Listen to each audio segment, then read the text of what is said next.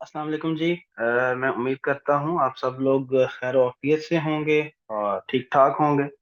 और दुआ है कि आप सब लोग जहाँ जहाँ पे हैं, जहाँ जहाँ से इस वीडियो को सुन रहे हैं, आप सब खैर ऑफियत से हों।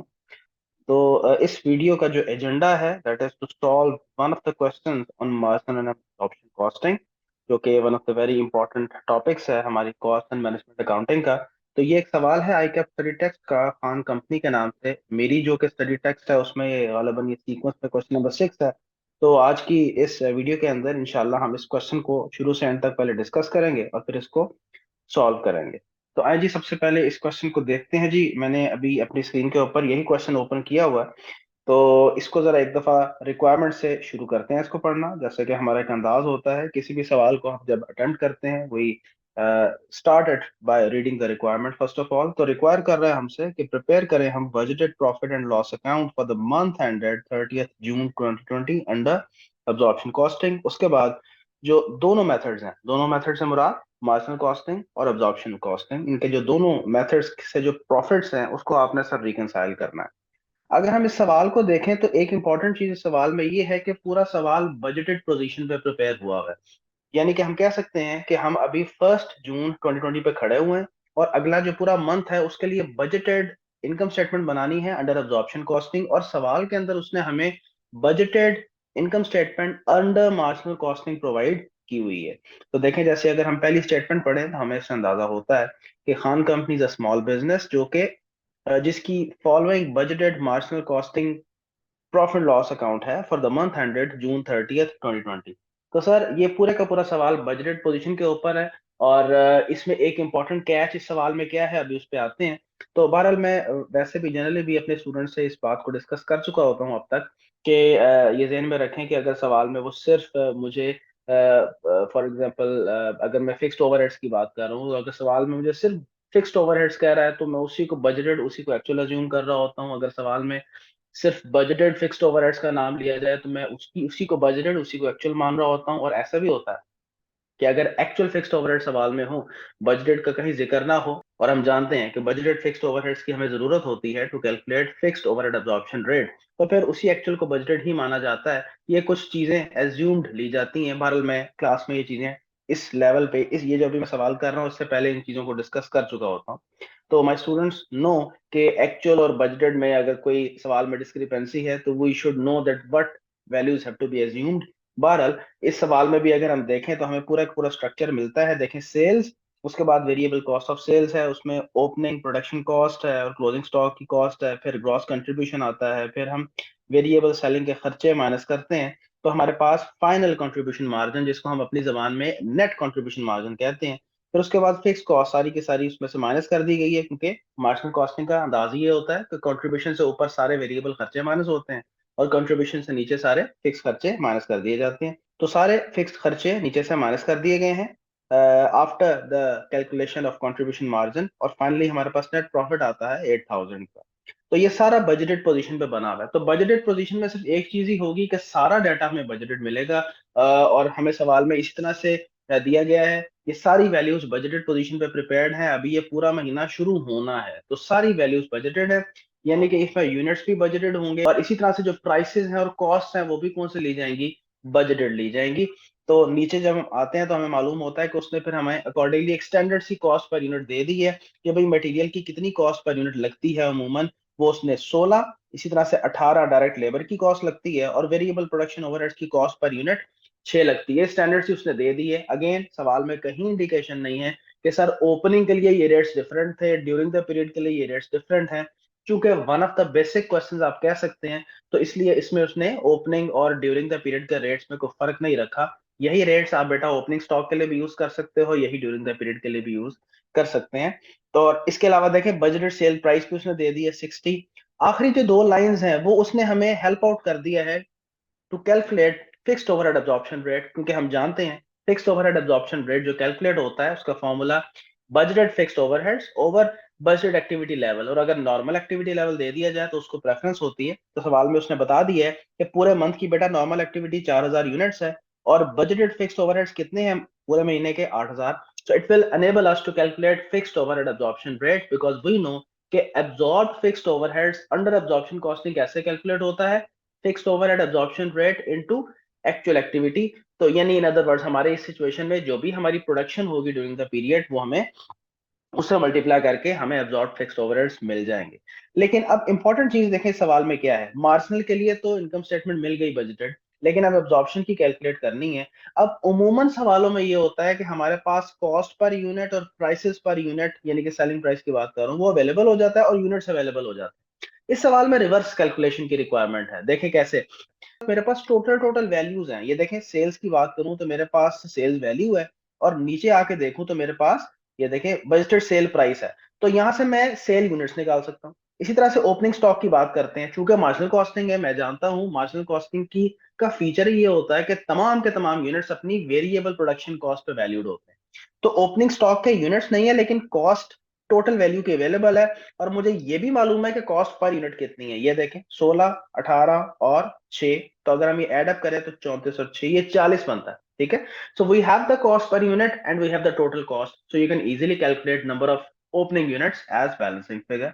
इसी तरह से जो प्रोड्यूस्ड यूनिट्स हैं वो कितने हैं मुझे नहीं मालूम, लेकिन मुझे उनकी टोटल कॉस्ट मालूम है और कॉस्ट पर यूनिट ये देखें 40 वही वाली यूज होगी, वो मेरे पास अवेलेबल है। इसी तरह क्लोजिंग स्टॉक का मामला है, तो यहाँ पे जरा उलट वर्किंग क्या होगी, मुझे यूनिट्स पहले कैलकुलेट कर लेने होंगे और उसके बाद एब्जॉर्प्शन कॉस्टिंग के तहत हम जानते हैं जो बेसिक फीचर होता है एब्जॉर्प्शन कॉस्टिंग का वो ये होता है कि all the units are valued at their full production cost, ना सिर्फ वेरिएबल प्रोडक्शन कॉस्ट बल्कि in addition to that fix production overheads भी उनमें एब्जॉर्ब हो रहे होते हैं। और फिर मैं उसके बाद एक एडजस्टमेंट पास करता हूँ और वो होती है सर अंडर ओवर एब्जॉर्प्शन की। तो उससे हम फाइनल अपना ग्रॉस प्रॉफिट कैलकुलेट कर रहे होते हैं। सो ये एक इंपॉर्टेंट कैच था इस सवाल में, तो आई थॉट कि पहले इसको डिस्कस कर लिया जाए ताकि हम जब सोल्यूशन पे जाएं तो ये चीजें बड़ी क्लियर हो हमारे पास कि इसको लेके कैसे चलना है। और तरीकेकार भी सवाल को हल करने का ये होता है कि first of all you should invest your time in studying the question, उसके जो की फैक्ट्स और फिगर्स हैं और जो ओवरऑल सॉल्यूशन प्लान है वो आपके जहन में क्लियर होना चाहिए। उसके बाद जब आप इंशाल्लाह सवाल हल करने चलोगे तो you will be very much focused, आप अपनी कैलकुलेशंस भी बड़ी फोकस्ड कर रहे हो। जी। तो in order to save the time जो हमारा एक रिक्वायर्ड फॉर्मेट होता है एब्जॉर्प्शन कॉस्टिंग के तहत प्रॉफिट लॉस स्टेटमेंट या प्रॉफिट लॉस अकाउंट बनाने का, वो मैंने पहले स्ट्रक्चर कर लिया है और उसके साथ जो वर्किंग्स रिक्वायर्ड होंगी मैंने उसका वर्किंग्स का स्ट्रक्चर भी डेवलप कर लिया है पहले से ही। मकसद सिर्फ ये है कि हम अपना टाइम सेव कर लें, क्योंकि इसमें ज़ाहिर है एक पूरा स्ट्रक्चर हमें फॉलो करना होता है, एक पूरा एक फॉर्मेट है इनकम स्टेटमेंट प्रिपेयर करने का। तो बजाय इसके कि ड्यूरिंग द वीडियो में उस स्ट्रक्चर को खड़ा करता तो वो एक टाइम का वेस्टेज है। तो ये आप एक दफ़ा इसको जस्ट रिव्यू कर लें ताकि आपको अंदाज़ा हो जाए कि हमने कौन कौन सा जो स्ट्रक्चर है उसमें कौन कौन सा डाटा पुट करना है। मैं आपके साथ चलता हूँ और इसको रिव्यू कर लेते हैं। हम जानते हैं कि जो एब्जॉर्प्शन कॉस्टिंग के तहत इनकम स्टेटमेंट बनाई जाती है यही उसका फॉर्मेट होता है। एक्सट्रीम लेफ्ट पे आपको नज़र आ रहा है ये जो पूरे का पूरा, मैं इसको हाईलाइट भी कर देता हूँ आपके लिए। तो सर सेल रेवेन्यू से शुरू किया जाता है, लेस COGS होता है हम जानते हैं, फिर उसके बाद ओपनिंग स्टॉक और उसके बाद फुल प्रोडक्शन कॉस्ट पे ये वैल्यूड होते हैं ये यूनिट्स, जो units during the period produce हुए। वो देखें पहले उसकी वेरिएबल प्रोडक्शन कॉस्ट और फिर फिक्स्ड प्रोडक्शन कॉस्ट अब्जॉर्ब ली गई, लेस क्लोजिंग स्टॉक। ये GP बिफोर एडजस्टमेंट हमें प्रोवाइड करता है और उसके बाद हम अंडर ओवर अब्जॉर्ब की एडजस्टमेंट करते हैं and we come up with the final gross profit. उसके बाद तमाम के तमाम नॉन प्रोडक्शन खर्चे वो नीचे से माइनस किए जाते हैं, भले वो वेरिएबल हों या फिक्स्ड हों। तो इससे हमारे पास नेट प्रॉफिट आ जाएगा, उसको हम कह सकते हैं कि ये क्या है सर, ये मैं ऐड कर देता हूँ, बजटेड नेट प्रॉफिट। कई सारा सवाल बजटेड के ऊपर है। वर्किंग्स देखें हमें क्या क्या रिक्वायर्ड है। ये हमें fix production overheads absorb calculate करने के लिए we know that we need fixed overhead absorption rate. तो पहली वर्किंग सारी इस चीज की है, FOAR is equal to budgeted fixed overheads over normal activity. उसके अलावा सर मुझे फुल प्रोडक्शन कॉस्ट कैलकुलेट करनी है, क्योंकि मैं जानता हूं कि हमारे एब्जॉर्प्शन कॉस्टिंग का खासा ये है कि यूनिट्स अपने फुल कॉस्ट पे वैल्यू होते हैं। तो ओपनिंग और क्लोजिंग यूनिट्स को वैल्यू करने के लिए I need full production cost per unit, तो उस मकसद के लिए वर्किंग नंबर 2 है। और फिर उसके अलावा चूंकि मैंने सवाल पढ़ने के दौरान इस चीज का जिक्र किया था कि हमारे पास यूनिट्स अवेलेबल नहीं है, वो हमें बैलेंसिंग कैलकुलेट करने होंगे, उसके लिए मैंने एक वर्किंग 3 डेवलप कर ली है। और उसके बाद in order to calculate under or absorbed fixed overheads we need to compare actual fixed overheads with absorbed fixed overheads। और फिर उस वर्किंग के जरिए से हम अंडर ओवर एब्जॉर्ब की कैलकुलेशन करके इसकी प्लेसमेंट यहाँ पे जो मैंने हाईलाइट किया है यहाँ पे कर लेंगे। और उसके बाद ये है part number A. Part number B में उसने रिकंसिलिएशन मांगी हुई है और वो हम तभी डिस्कस करेंगे जब हम वहां पे पहुंचेंगे। The reconciliation is very easy, so will discuss about that when we will reach to part number B. So let's now start solving part A. जी, तो let's now start from sales revenue, क्योंकि हम जानते हैं कि sales revenue की calculation दोनों costing systems के अंदर उसमें फ़र्क नहीं होता है। As far as the value is concern, value में कोई फ़र्क नहीं आने लगा। वहाँ भी 96,000 है, यहाँ भी 96,000 इसी तरह से प्लेस हो जाएगा। I am going to place it as it is. चलें उसके बाद आगे मूव करते हैं। Let's go to cost of goods sold. इसमें सर हमारे पास ओपनिंग स्टॉक, पहले तो मुझे यूनिट्स चाहिए, तो आइए जी इसकी पहले वर्किंग परफॉर्म कर लेते हैं। हमारे पास यहाँ पे अगर देखें तो हमारे पास ओपनिंग स्टॉक की value under the marginal costing system is 6,000, and we know under marginal costing system the opening units are valued at their variable cost per unit. तो सर यहाँ पे यूं करते हैं, हमारा जो वर्किंग नंबर 2 है उसमें हमने देखे, मैंने इसके दो सेक्शंस बनाए हुए हैं। एक variable production cost per unit की कैलकुलेशन में मदद देगा, और उसमें हम फिर जब एफ ओ आर ऐड कर देंगे तो फिर full production cost per unit बना लेगा। तो हम यूं करते हैं, यहाँ पे वैल्यूज पंच कर देते हैं जो इसने मुझे सवाल में दी हुई है। ये देखें, 16, 18 और 6। लेट्स प्लेस इट है, 16, 18 और 6। So it makes a total of 40। ये हमने वैसे भी in the course of discussion इसको ऐड किया था वहाँ पे। तो let's add the values over here. इधर एक्सेल के अपने फंक्शंस होते हैं। तो सर 40, ठीक है जी। तो ओपनिंग यूनिट्स जो हैं वो हम उसको कैलकुलेट कर लेते हैं। सर ओपनिंग की जो वैल्यू थी हमारे पास, that was, I just viewed it, 6,000। ठीक है जी, ओपनिंग की कॉस्ट है 6,000। So if we divide it with 40, you will come up with opening units. तो वो कितने हैं वो हम चेक कर लेते हैं। तो सर ओपनिंग यूनिट्स हैं आपके 150। ठीक है, इसी तरह से हम अगर लगे हाथों यहाँ पे प्रोड्यूस यूनिट्स भी कैलकुलेट कर लें। हमारे पास देखें वेरिएबल प्रोडक्शन कॉस्ट इस सवाल में अवेलेबल है, वो कितनी है, 72,000। ठीक है, 72,000 है। और अगेन जो यूनिट्स प्रोड्यूस हुए हैं ड्यूरिंग द पीरियड वो अपनी वेरिएबल प्रोडक्शन कॉस्ट पे वैल्यूड है, जो कि कितनी थी, 40। तो उससे हम प्रोड्यूस्ड यूनिट्स भी कैलकुलेट कर सकते हैं। तो ये यहाँ पे हमारे पास 72,000 है। सो हमें पता चला कि प्रोड्यूस्ड यूनिट्स हमारे 1800 हैं। इसी तरह क्लोजिंग यूनिट्स हमारे कितने हैं जी, यहाँ पे उनकी कॉस्ट, उनकी वैल्यू कितनी है, 14,000 है। और 14,000 अगेन डिवाइड बाय 40। तो हमारे पास क्लोजिंग यूनिट्स कितने हैं वो हम कैलकुलेट कर लेते हैं। तो पता चला हमारे पास क्लोजिंग यूनिट्स हैं 350। Now it will be easier for us to value all those units under absorption costing system. लेकिन जाहिर है एब्जॉर्प्शन कॉस्टिंग सिस्टम में यूनिट्स अपनी फुल कॉस्ट पे वैल्यू होते हैं, जिसके लिए हमें बेटा क्या रिक्वायर्ड है, फिक्स्ड ओवरहेड एब्जॉर्प्शन रेट की कैलकुलेशन, जो कि बिल्कुल भी कोई मसला नहीं है। हमने वर्किंग वन इसी मकसद के लिए बनाई हुई है। बजटेड फिक्स्ड ओवरहेड्स अगर हम सवाल से देखें, ये देखें जी हमारा वो कितना है, budgeted fixed overheads 8,000 per month, चूंकि मंथली मामलात हैं। तो आए इसको प्लेस करते हैं 8,000 ओवर नॉर्मल एक्टिविटी कितनी है, सवाल में उसने दी हुई थी 4,000 यूनिट्स पर मंथ। तो ये बनता है ₹2 पर यूनिट। ठीक है जी। So this is F O R that is expressed in unit. So अगर हम इसमें ये ऐड कर दें, जो कि हमने देखा, मैंने रेफरेंस पहले दे दिया, ये एफ ओ आर मतलब फिक्स्ड ओवरहेड एब्जॉर्प्शन रेट। तो जब हम ये वेरिएबल प्रोडक्शन कॉस्ट में ऐड कर देंगे तो full production cost per unit हमारी सर बन जाएगी 40 + 2, it makes 42। So now it will be easier for अस कि हम वैल्यूएशन कर सकें अंडर एब्जॉर्प्शन कॉस्टिंग सिस्टम। आए जी, ओपनिंग स्टॉक हमने कितना कैलकुलेट किया वर्किंग 3 से, 150 यूनिट्स, बेशक यहाँ आप रेफरेंस मेंशन कर दें। वर्किंग नंबर 3 इनटू कितनी फुल कॉस्ट है जी, अभी हम वर्किंग 2 में कैलकुलेट करके आए हैं जी 42, वर्किंग 2। तो ये देखिए, मैं एक्सेल अगर यूज़ करता भी हूँ तो मेरी ये कोशिश होती है कि मैं बिल्कुल उसी अंदाज में अपनी वर्किंग करूँ जैसे आपने अपनी आंसर शीट पे करनी होती है, और यही स्टाइल होता है आपका। हम यही करते हैं, जब एक लाइन आइटम लिखते हैं तो आगे कोई जगह बचती है तो वहाँ पे हम वर्किंग दिखा देते हैं। नहीं तो हम ये देखें, जैसे मैंने कर्सर आगे ले गया हूँ, जो हमने वैल्यू लिखनी है उसके आगे भी आप वर्किंग शो करवा सकते हो, कोई हर्ज नहीं है। तो मैं बोर्ड पे भी अगर करता हूँ तो यही अंदाज होता है। तो let's multiply these values, 150 into 42, it turns out to be 6,300। तो बड़ी नॉर्मल सी बात है, अब्जॉर्प्शन कॉस्टिंग में चूंकि यूनिट्स मार्जिनली हायर वैल्यूड होते हैं, इनके अंदर फिक्स्ड ओवरहेड्स भी अब्जॉर्ब हुए होते हैं। तो ओपनिंग स्टॉक की कॉस्ट अंडर अब्जॉर्प्शन कॉस्टिंग हमें ज्यादा नजर आ रही है, 6,300। और अगर हम मार्जिनल कॉस्टिंग में देखें तो ये कॉस्ट कितनी थी, 6,000। ठीक है, तो चलें आगे बढ़ते हैं। अब वेरिएबल प्रोडक्शन कॉस्ट, जो यूनिट सर प्रोड्यूस हुए हैं वो पहले उनको वेरिएबल कॉस्ट पे वैल्यू कर लेते हैं, फिर फिक्स्ड ओवरहेड्स अब्सॉर्ब्ड अलग से कैलकुलेट कर लेते हैं प्रोड्यूस यूनिट्स के लिए ही। यानी कह सकते हैं जो यूनिट्स प्रोड्यूस हो रहे हैं वो अपनी फुल कॉस्ट पे ही वैल्यू हो रहे हैं जी। 1800 यूनिट्स हमारे प्रोड्यूस्ड, और इनटू, सॉरी, इनटू 40। और 40 अगेन इसकी वर्किंग वर्किंग नंबर 2 में है। और अगर हम 1800 यूनिट्स की वर्किंग का रेफरेंस देना चाहें तो वर्किंग नंबर 3 है। ठीक है जी। तो ये बनता है जी 1800 इंटू 40, तो वो 72,000 है। और ये जो प्रोड्यूस यूनिट्स हैं, इनकी इनके इवज फिक्स्ड ओवरहेड्स एब्जॉर्ब्ड अगर हम कैलकुलेट करना चाहें तो वो कैसे होगा? हमने F O A R calculate कर ली है, हमें मालूम है फिक्स्ड ओवरहेड्स एब्जॉर्ब्ड का फॉर्मूला क्या होता है, F O A R into produced units. So F O A R हमारे पास 2 है और प्रोड्यूस यूनिट्स 1800 है। सो ये आपका कितना बनता है जी? 3600।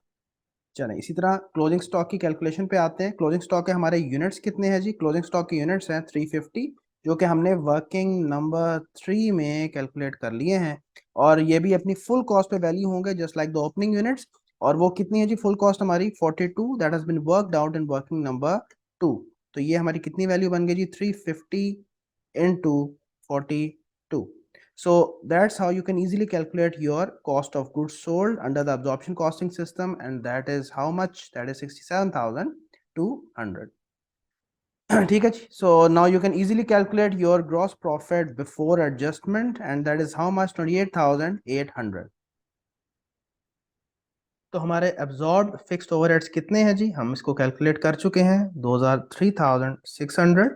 और हम इसको कंपेयर करते हैं एक्चुअल फिक्स्ड ओवरहेड्स के साथ। लेकिन चूंकि ये सवाल बजटेड पोजीशन पे बना हुआ है और हम जानते हैं, मेरी चूंकि बच्चों से डिस्कशन भी इस पे इससे पहले हो चुकी है कि बजटेड अगर सिर्फ दे दिया जाए तो उसी को एक्चुअल मान लिया जाता है, तो उसी को यूज़ करेंगे। हमारे पास यहाँ बजटेड फिक्स्ड ओवरहेड्स कितने हैं जी? 8,000। तो इन कंपैरिजन विद 8,000 हमने कम एब्जॉर्ब किए हैं। कितने कम एब्जॉर्ब किए हैं उसको कैलकुलेट कर लेते हैं, 4,400। और अंडर एब्जॉर्ब का मतलब ये है कि इसका मजीद खर्चा बुक करना पड़ेगा या इनकम को रिड्यूस करना पड़ेगा। इसलिए जब मैंने अपनी मेन इनकम स्टेटमेंट में इस लाइन आइटम को प्लेस किया है तो इसको कैसे किया है कि सर अगर ओवर एब्जॉर्ब होता तो उसको ऐड कर दिया जाता प्रॉफिट के अंदर, क्योंकि ओवर एब्जॉर्ब का नतीजा ये होता है कि इनकम बनाई जाती है या खर्चा रिड्यूस किया जाता है। अंडर एब्जॉर्ब में खर्चा बुक किया जाता है या इनकम रिड्यूस की जाती है। चूंकि अंडर एब्जॉर्ब है कितना? 4400 से, तो इसको माइनस किया जाएगा। सो अब मेरे पास GP after adjustment of under absorb कितना आ गया जी? 24,400। उसके बाद हम देख लेते हैं कि कोई नॉन प्रोडक्शन कॉस्ट तो नहीं है हमारे सवाल के अंदर। जी बिल्कुल मौजूद है। अगर हम यहाँ पे देखें तो वेरिएबल सेलिंग कॉस्ट भी है और इसके अलावा fixed administration and selling cost भी हैं। तो वही वर्ड्स यूज करने चाहिए जो सवाल में यूज हो रहे हो। तो मैंने ये वर्ड्स अभी इनको चेंज कर दिया था। वेरिएबल नॉन प्रोडक्शन कॉस्ट की जगह मैंने इसको वेरिएबल सेलिंग कॉस्ट कर दिया है, और फिक्स्ड नॉन प्रोडक्शन कॉस्ट की जगह मैंने इसको fixed administration and selling cost कर दिया है। तो इसको जरा यहाँ पे वैल्यूज फेच करके प्लेस कर लेते हैं। इन वैल्यूज में कोई फर्क नहीं हुआ करता एब्जॉर्प्शन और मार्जिनल कॉस्टिंग सिस्टम में। तो वो कितनी वैल्यूज है जी? 6400 है आपकी वैल्यू वेरिएबल सेलिंग कॉस्ट की, और जो fixed administration and selling cost है ये 7200 और 2400 है। इसको मैं यहाँ पे आगे ऐड कर देता हूँ, 7200 और 2400। So that turns out to be how much? 7200 plus 400, so sir 9,600. So budgeted net profit under absorption costing system is 8,400 in comparison with the marginal costing system profit of 8,000। ठीक है जी।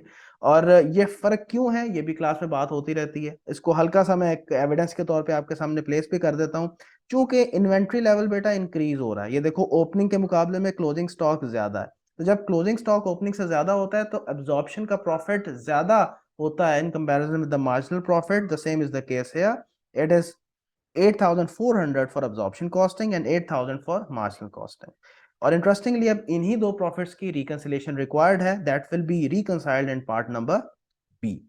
इसको एक दफा एक नजर देख लें सॉल्यूशन को, और फिर मैं मूव कर रहा हूं towards part number B, that is reconciliation.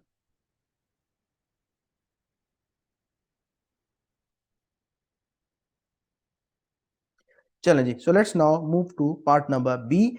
दो तरीके हैं रिकंसिलिएशन के, एक को मैं अपनी जबान में मेथड 1 और दूसरे को मेथड 2 कहता हूं। यहाँ पे चूंकि बेटा ओपनिंग और क्लोजिंग के रेट्स में कोई फर्क नहीं है, तो हम एक सिंपल अंदाज जिसको मैं अपनी जबान में मेथड 1 कहता हूं उससे रिकंसाइल कर लेंगे।